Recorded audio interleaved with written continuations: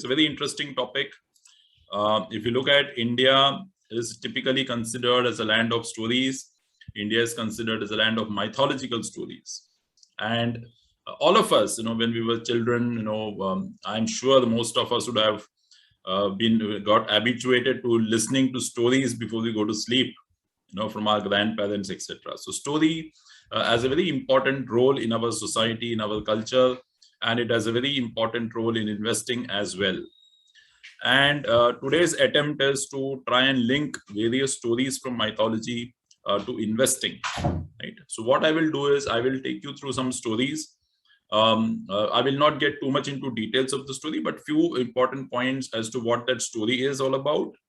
And then we will see how do we link it to investments. Okay. And there are very important learnings from these stories. That is the essence. And that's the importance of this entire session and program. My request to all of you is please participate as much as possible. The way to do that is there's a chat option available. Please respond through the chat windows. I will ask a few questions. In fact, I will ask a question right away before I get into my session. Right. So let me begin by asking each one of you a very simple question. In the chat box, tell me, why have you invested? I'm sure most of you have invested. Okay, I want to know, why have you invested? Let's see it in the chat box, your responses.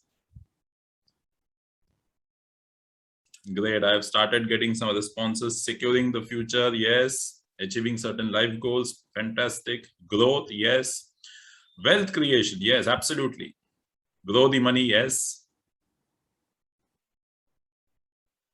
Very good. Wealth creation, absolutely. Retirement corpus, yes. Getting good returns. Get a better return for safe future with wealth creation, retirement. Fantastic. Very good. Very good. Save for post-retirement, absolutely. Growth and proper utilization, retirement, okay. Future security. Improve the standard of life, okay.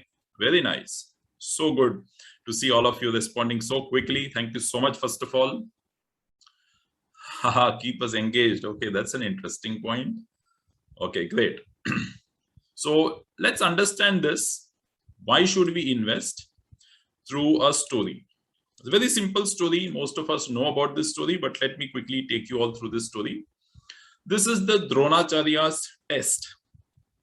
If you look at Dronacharya, he was the royal guru for the Kauravas and the Pandavas. Right? And he was responsible for imparting a lot of these knowledge, on scriptures, Vedic, even to do with the use of certain astras and shastras. So his task was to prepare these young children to be prepared for any kind of warfare. So that was his task which was given to him. And in those days, we had this Gurukul system. So the children would go to the place of the Guru and learn a lot of things. Now, like what happens in our schools and colleges, after a certain portion is covered, the teacher conducts an examination, isn't it? So you have this unit test or these semesters or term examinations to verify what the students have learned. And this is what Dronacharya also decided to do. He said that I have been teaching them for quite some time. Let me check what is it that they've understood. So he decided to organize an archery competition, bow and arrow competition. And he called on these Kauravas and Pandavas. And he said that I'm going to place a target for all of you. The target was a wooden bird, which was placed on one of the branches of a tree. And the target is to hit the eye of that wooden bird. Okay, this was the simple target. And he invited Yudhishthir first, because he was the eldest son. So Yudhishthir came, he took his position and was about to release the arrow when Dronacharya said, stop, don't release the arrow before I tell. Before you release the arrow, I'm going to ask a question. Okay? The question is, tell me, Yudhishthir, what is it that you are able to see? So Yudhishthir started describing. He said, I'm able to see the bird. I'm able to see the branch on which the bird is sitting. I'm able to see the tree, etc., etc. Dronacharya said, okay, you may go now. He did not allow him to release the arrow. He said, go back to your position. So he went back. Then he called Duryodhan. Again, Duryodhan came, started to take the aim. He said, wait, answer the question. What do you see? So again, Duryodhan said, I am able to see the tree, the branch, the leaves. I am able to see the hut that is behind the tree, etc., etc. Dronacharya said, go back. He did not allow Duryodhan also to release the arrow. So one by one, all these Kauravas and Pandavas came. All of them were asked the same question. And the reply was the same, standard explanation, that I am able to see so many things. So everybody was sent back. Finally, he invited his favorite disciple, Arjuna. Arjuna came. He prostrated before the Guru. And he was also ready to take the aim. Dronacharya said, Arjuna, wait. You also have to answer the question. So now the syllabus is open. The question paper is leaked out. So he says, tell me, what is it that you are able to see, Arjuna? And Arjuna replies, Guruji, I am able to see only the eye of the bird. He says, what? Are you sure? Tell me, what is it that you are able to see? He says, I am able to see only the eye of the bird. He says, wow, that's a very different kind of response. Now, Arjuna, take aim and shoot the arrow. And Arjuna takes the aim, shoots the arrow, and guess what? It goes and pierces the eye of the bird. Everybody's astonished. Hey, how did Arjuna do this? Isn't it? Now the question is, why was Arjuna successful? And even before that, why did Dronacharya allow only Arjuna to release the arrow? By way of asking a question, Dronacharya decided what is there in the mind of all these individual children. Only Arjuna was very focused. He could not see anything else but the eye of the bird. He was not distracted by what is all around. So focus was the important point in this story. Now, what is that focus? The focus on the goal. What was the goal? To hit the eye of the bird. Now, what has this got to do with investments? I started with asking all of you a question, why do you invest? And all of you said a lot of responses, fantastic responses. But ideally, why should we invest? We should invest because each one of us has got various financial goals in our life, numerous financial goals. And therefore, first and foremost, we need to identify what is our goal. A lot of people invest in mutual funds. 90-95% of the people who have invested because somebody told them to invest. My colleague invested, I have also invested. My relative suggested, I invested. There's no goal, there's no focus. Very important. Because if you don't have focus in investing, why are you investing? There are a lot of things that can happen, which can go wrong, which I will discuss in some of my subsequent slides. So be very focused about your goals and invest for your financial goals. This is the lesson that we get from this story. Now the question is, what kind of goals do you and I have? That's also important to understand. Now, most of us will have various financial goals, starting from buying a property, education for our children, buying maybe a four-wheeler, buying a bigger four-wheeler, maybe another four-wheeler, going on vacations, world tour. Last 2 years, we were not able to go anywhere. And I'm very happy to say that people have now started traveling once again. Retirement. These are some of our goals that we have. But the challenge and the problem is, all these goals cost a lot of money. And therefore, if you do not invest for that particular goal, things can go haywire. Okay? Very important. Now, what kind of money is required? Let me take a quick example to explain, just to illustrate what is the kind of money that is required. So let's take, I have taken my own example here. I have a daughter who is 11 years old. And let's assume that I want her to get into engineering, into IIT. Okay. Now she has got another 7 years to go for engineering. Today, the cost of 4 years of engineering course at IIT Mumbai is about 10 lakh rupees. But by the time she goes after 7 years, it will not be 10 lakhs. So that 10 lakhs will increase and it will become close to about 27, 28 lakhs. Let's take a rough figure, 30 lakhs. I also want her to do MBA after engineering. So 4 years of engineering, then 2 years of MBA. So by the time she goes to MBA, she will be 22, which is 11 years from now. Today, the cost of doing MBA in an average college, in a reasonably good college, I'm not talking of IIMs and ISBs, is about 15 lakh rupees. So that 15 will also increase and become close to 70 lakhs. So my daughter's education itself, assuming she scores good marks, obviously, will be 1 crore rupees. That is what I have to plan for. So if I don't have an investment which is focused for my daughter's education, very difficult to achieve that 1 CR, isn't it? So therefore, goal is very important. Identifying goals is important. Investing for their goals is important. Another common goal, retirement.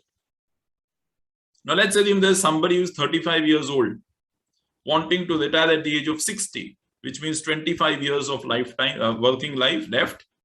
And after 60, he lives for another 25 years. And let's also assume that his cost of living today is 25,000 rupees per month, which means the expenses to run the household is 25,000 rupees per month, which is 3 lakh rupees per annum. Very moderate, very conservative kind of lifestyle, because we know 25,000 is nothing these days. But let's look at from that calculation perspective. Now, if this individual has to survive for 25 years after retirement, the same 25,000 rupees per month which is going to cost is going to increase. And to sustain that lifestyle, he will need a corpus of 3.6 crore rupees. That's a huge amount. In 25 years, he has to accumulate 3.6 crores. And all of us can easily associate this. If our lifestyle today is such that I am spending 50,000 per month, the same example, you just double it, it becomes 7 crore rupees that I have to work for. That's a very big amount, isn't it? And that is why now you see, understand why investing with that goal in mind is important. Okay, this was all just to illustrate and give you the feel of kind of money that is required to achieve our goals. Right? Now the question is, if I have to achieve these goals and it is going to cost a lot of money, where should I invest? And therefore, let me ask all of you quickly in the chat box, respond, where have you have invested? I'm sure all of you have invested in mutual funds, but where else have you invested? Quickly tell me, where have you invested?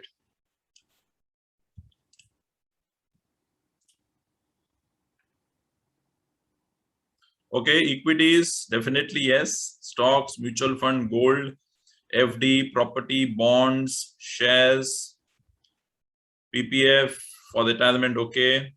Good equity funds, all right. MF, gold, RD, etc. NPS, okay. PPF, FD, mutual fund, stocks, properties, gold, okay. Mutual fund, equities, yes. AIF, oh, that's interesting.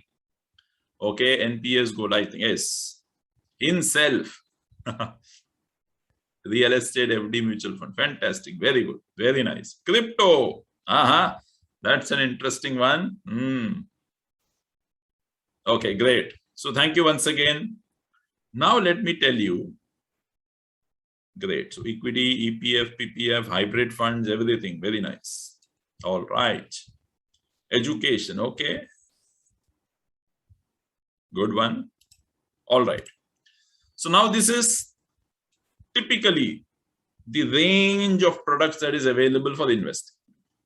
Okay, starting from FDs, PPF, postal schemes, insurance, real estate, gold, equities, ULIPs too, okay, mutual funds, etc., right? Now, this is what is available for most of individuals in India. Of course, there are other products like AIFs, etc., which we're not getting into. Now, when you look at statistics, you will find that roughly about 48%,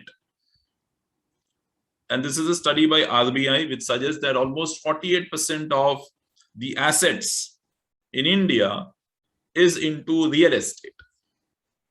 48%. Roughly about 16-17% is into gold. So physical assets. So real estate plus gold is roughly, say, about 60-65% is physical assets. Then you have fixed deposits, PPFs, etc. Insurance is another 11-12%. And those are investment products, are not typically term insurance. So insurance is a reasonably good number or chunk of the percentage beyond physical assets. Equity is single digits. Mutual fund is only 2%, roughly 2%. Okay. I'm not debating and saying anything as of now, but what is interesting to know is what are the kind of returns that we get from these instruments. And a very powerful story that's going to come up. So this is the data in terms of the instruments. These are the probable returns. Some of them are actual returns. Some of them are historical returns. So if you go and do FD today, you don't even get 6% in a bank. You get about 5%, 5.5%. But I have also put some corporate fixed deposits, and therefore I put a slightly higher range there. PPF is 7.1%. National saving schemes, etc., equity, mutual funds. Mutual fund, there's a variety of funds. Therefore I put a range there. Real estate is only about 5 to 7%. This is pan-India data. Gold is about 8 to 10%. So on one hand, whenever we make an investment, our money appreciates, isn't it? But there is something very interesting and important for all of us to realize, which is what I'm going to talk through my next story. Okay, and then we will come back to the same slide. This is the story of Kubera. Okay, Lord Kubera, I'm sure all of us know that is considered to be the god of wealth. It's considered to be the god of wealth. He's got tremendous amount of money. The problem with Kubera is he is very proud of his wealth, and he has a lot of ego, and he has this tendency. There's a lot of people, even in our society, we will find these people, they want to show off. They will buy branded watches. I'm not against branded watches, etc., Just giving you some perspective. Branded watch, branded clothes, and they tend to show off. Okay. So Kubera was that kind of a personality. He had tremendous amount of wealth. He liked to display his wealth so that people will appreciate, hey, wow, Kubera is so rich. He wanted people to appreciate. So that is what he liked. So once he built a palace, huge palace. And that palace was entirely made of gold. Can you think about it? Entirely made of gold. And just as we purchase houses, we do this housewarming function, no? We call some relatives and do this small puja and housewarming function, and keep a small party, lunch or dinner kind of thing. Kubera said, I'm going to throw a party now, grand party. It's going to be a celebration. I want all the devatas, devis to come and see my palace, which I have constructed made of gold. Right?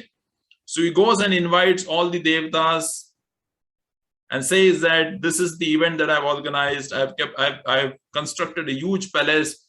That's an housewarming function. Please come. And he also goes to Kailasa to invite Lord Shiva. Now, Lord Shiva is an Antaryami. Right? He's always in that meditative pose. He realizes why this guy is coming to me. Right? So Kubera comes to Kailasa. He invites Lord Shiva and Goddess Parvati and says that this is the invitation card. Please come for the event. And Shiva says, sorry, Kubera, my calendar is full. I cannot come that day. I'm busy. So Kubera is very upset because he is considered to be the Mahadev. So if he does not come, there's a problem. So he feels a bit dejected. So Shiva says, don't worry, I will do one thing. I will send my son Ganesha with you. He will represent our family. He says, what? Ganesha? Okay, somebody is there better. The Ganesha is a small child. Now Kubera is very smart. Now he says, okay, the child is coming, no issues. In fact, it's a good thing. Why? Because you might have seen this in your own family. If you've got small children at home, they go to some event, they go to some picnic, they go to some birthday parties. What is it that they do when they come back? Even before they remove their dress and everything, they start talking to you about what happened in the event, isn't it? They're very excited. That they keep on telling what all happened in the school today, what all happened in the party today, what all games. They want us to listen. So Kubera is very smart. He says, good, one thing is good. Ganesha is coming, he's a small child. He will see all these things and he will go and tell his father, my job is done. This is okay. But Shiva says, let me warn you. Well, Ganesha will come with you, but let me give you a warning. The warning is that Ganesha is a foodie. He wants to continuously eat. He has a very strong appetite. In Tamil, we say, Zapad Raman. That's what it is. So he says, I'm warning you. He is a foodie, very strong appetite. Promise me that you will feed him properly. Because if he does not get food properly, he can create a lot of problem for you. Kubera says, what? He's a small child. Don't worry, I will easily feed him. No worries at all. And it takes him to his palace. So Ganesha goes along with Kubera and he sees this huge palace, very impressed. And he asks Kubera, Uncle Kubera, if this is your palace? He says, yes, this is my palace. Why don't you show me this palace? And Kubera says, wow, fantastic. Let me take you through the palace. And he keeps taking Ganesha, walking. After some time, Ganesha is tired. And when he's tired, he is hungry. He says, Uncle, now I am hungry, huh? Let's have some food. Kubera says, why not? Let's go to the dining hall. And Kubera is invited 1,000 guests for that event. Okay? So the huge dining palace, everything made of gold. Even the vessels, patram, everything is made of gold. Spoon is also made of gold. He makes Ganesha sit. And he tells the guys to serve Ganesha. Please remember, the food is prepared for 1,000 guests. And Ganesha starts eating the different items. A lot of variety of dishes that are prepared. And Ganesha starts feeding on those items one by one. And slowly and steadily you find that he has consumed the goods or the food for the entire 1,000 visitors. So everybody, 1,000 people's get food, alone he has only consumed. Now Kubera is worried. He has invited people. Now imagine a situation, we organize this marriage event. We have invited 200 people. 300 people come for the reception. There's a problem. The catering guy will be under stress. And you have to feed everybody. Otherwise, your image is gone for the toss. So Kubera is very tense now. So he says, go and get more food grains from the nearby villages. He brings them. Ganesha consumes them also. Now Kubera says, my dear Ganesha, please stop eating now. I cannot feed you more than this. There are 1,000 guests also. What do I tell them? Finally, Kubera bows down and he says, sorry Ganesha, I cannot feed you more. He repents. He also bends down to the 1,000 guests and he says, sorry, I was not able to treat all of you properly. Now the question is, what went wrong in this case? Anybody want to take a guess? What was wrong with Kubera? What went wrong in this entire story?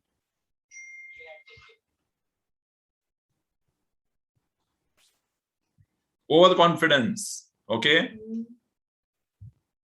Wrong assumption. Yes.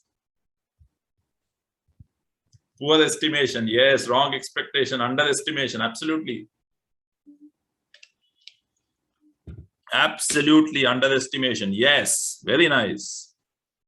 Great. So this also tells me that all of you are very closely listening to the stories. That's great. Very good. Thank you so much. Very nice. Very nice.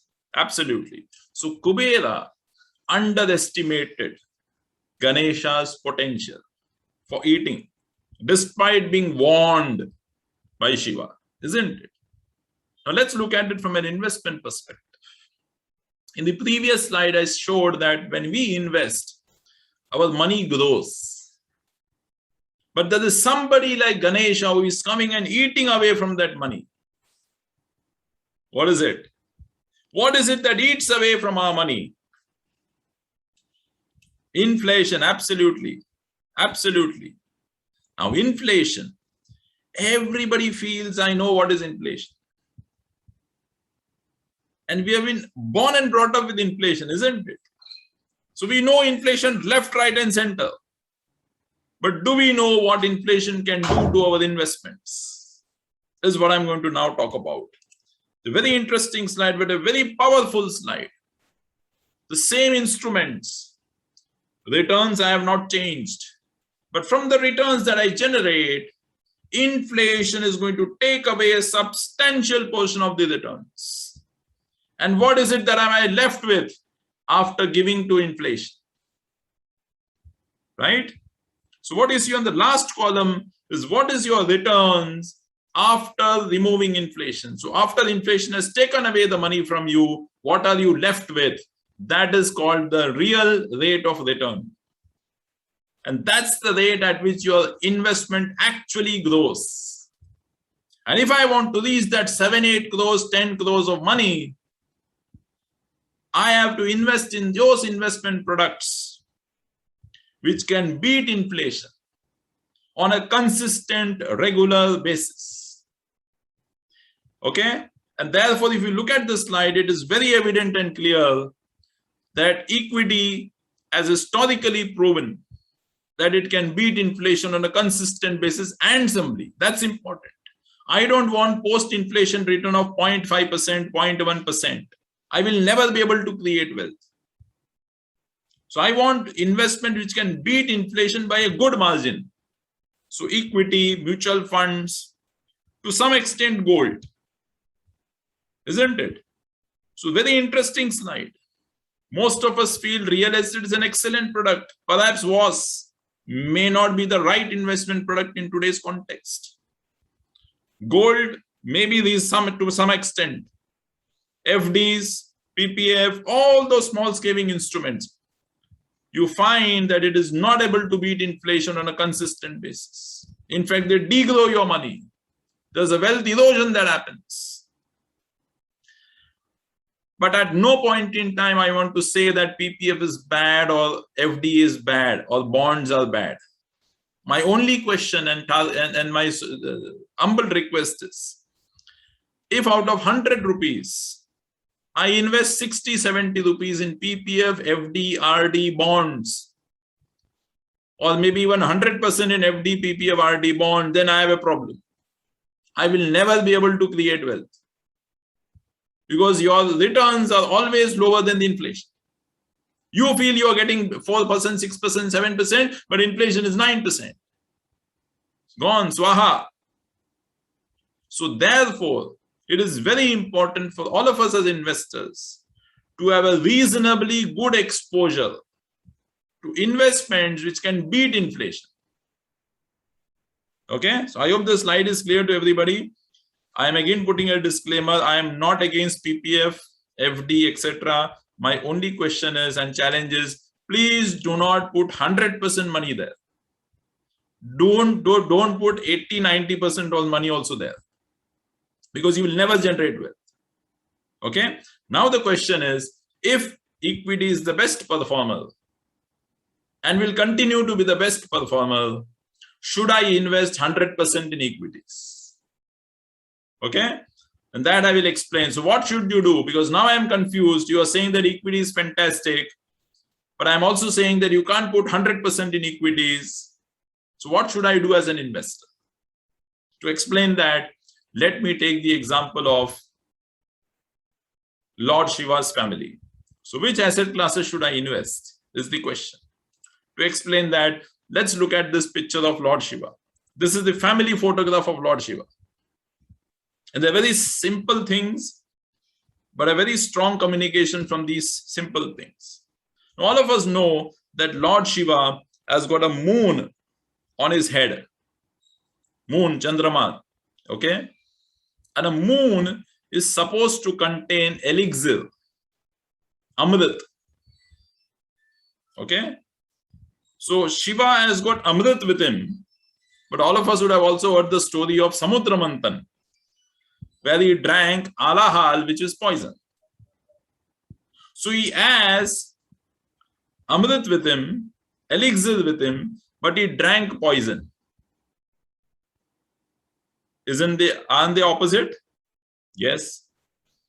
Now he has got a snake around his neck. Okay, and he has got a son Ganesha who has got this vehicle called Mushak, mouse. Vahanam, right? He's got a Vahanam which is mouse. Now all of us know that a snake can eat a mouse. So ideally where you will find snakes, you will not find mouse. But in this family, you find a snake also, you find a mouse also. Interesting. Contrasting characters. Second son, Kartik, Murugan. Murugan has got a vehicle which is peacock. Now, I don't know how many of you know this. A peacock can eat a snake, it can kill a snake. So ideally, where there are peacocks, you will not find snakes. But in this family, you find there's a peacock also, there's a snake also, there's a mouse also. So all opposite characteristics, but they are living in the same family. Another interesting thing, Lord Shiva, his vehicle is Nandi, bull, which is a male version of a cow. And cow is generally considered to be non-aggressive, isn't it? Bull can be aggressive, by the way. Look at Parvati. In her photographs, you will always find lion or tiger. Aggressive animal. So Shiva has got a less aggressive animal as his vehicle. Parvati has an aggressive animal like a tiger or the lion. Opposite. And again, the lion or the tiger can eat that bull. So what are we trying to tell here? Now, despite so many differences in the family, you look at Lord Shiva. He is smiling. The family photograph, no? He is smiling. So despite all differences, he is happy, is what he is trying to communicate to us. So what is the learning? Our portfolio that we create of investments is nothing but a family. And in that family, you have various members. Now, what kind of members should you have in the family? Most of us always think that, we should have like-minded people in the family. Right? But if you have like-minded people in the family, there's a problem. You need people who will challenge you, which means they have opposite views. That is when the best decisions happen. If everybody says, go ahead.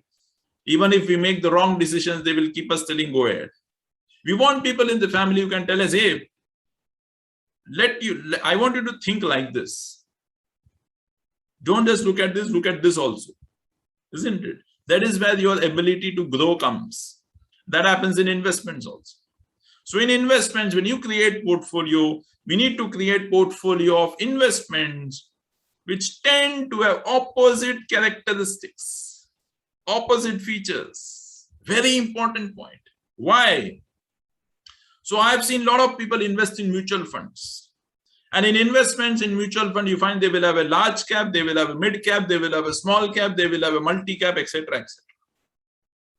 Now, when the market goes up, all of them will go up. So everybody is moving in the same direction.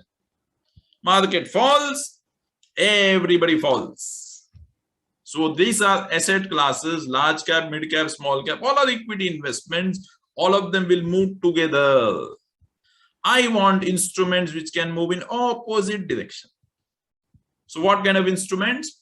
Equity definitely there. I need to have some debt also. So your FD PPF comes here.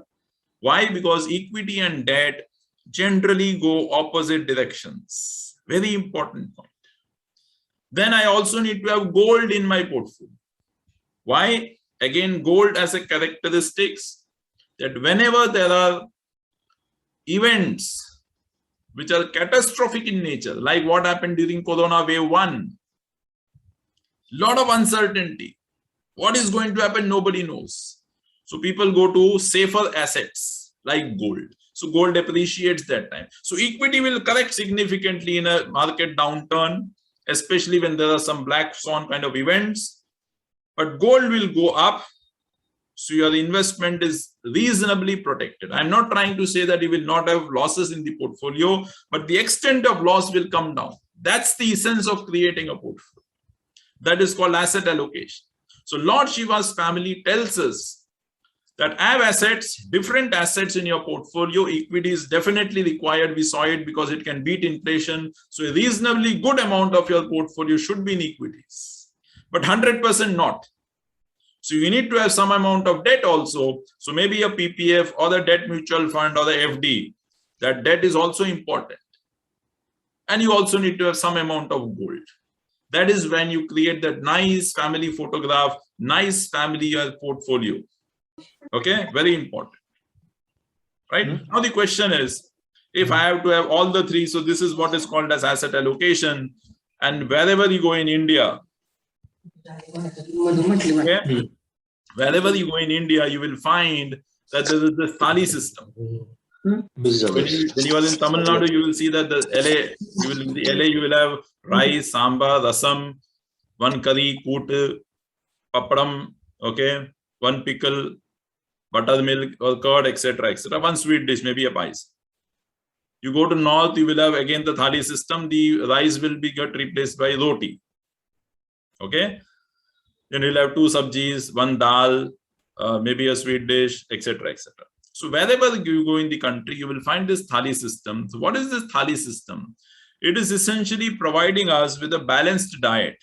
You get reasonably good amount of carbohydrates, proteins, fats, everything that is important, but in the desired quantity.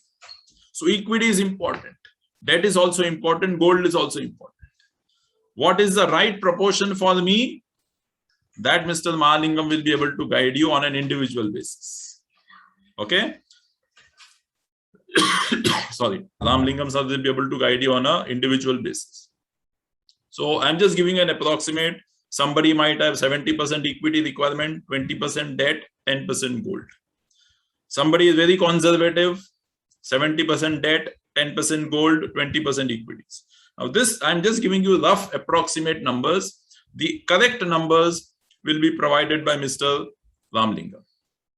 When he sits with you individually, understands you individually, because each one of us has got a different asset class mix, asset risk that we can take. Okay. So what is important is you need the exposure to all the three asset classes. This is what I'm trying to communicate. What is the best proportion? He is the best guide to all of you. All right. So this is about the